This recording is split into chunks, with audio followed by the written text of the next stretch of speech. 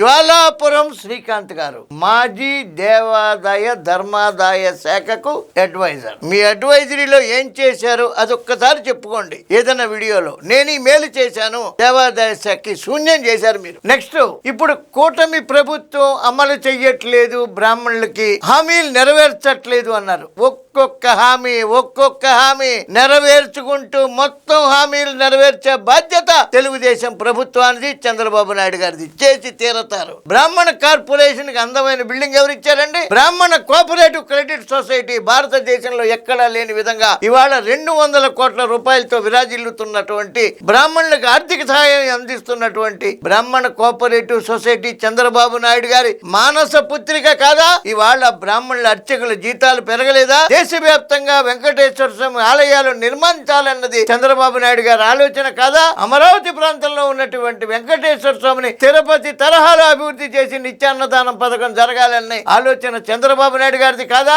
కళ్ళతో చూడండి, చెవులతో వినండి, పెదాలతో కాదు మనస్సుతో మాట్లాడండి. జ్వాలాపురం శ్రీకాంత్ గారు. బుచ్చిరామ్ ప్రసాద్ గారి గురించి మీరేం మాట్లాడతారు? బుచ్చిరామ్ ప్రసాద్ గారికి మీకు పోలిక. మా బ్రాహ్మణ కార్పొరేషన్ చైర్మన్, అద్భుతమైన పనితీరులో ఉన్నటువంటి బుచ్చిరామ్ ప్రసాద్ గారిని విమర్శించే అర్హత మీకు లేదు. తెలుగుదేశం ప్రభుత్వం గురించి మాట్లాడే అర్హత అయితే పూర్తి శూన్యం. మీ హయాంలో చేసిన పని ఏమైనా దమ్ముంటే చెప్పండి, నేను తెలుసు మీకు. ఫోన్ చేయండి నాకు కావాలంటే. తప్పుడు మాటలు మాట్లాడద్దు, జ్వాల రగిలించద్దు. జ్వాలలో మీరే దహనం అయిపోతారు తప్ప మీ పార్టీ దహనం అయిపోతుంది, విమర్శించే వాళ్ళు దహనం అవుతారు తప్ప జ్వాల తెలుగుదేశం జోలికి కూడా రాలేదు.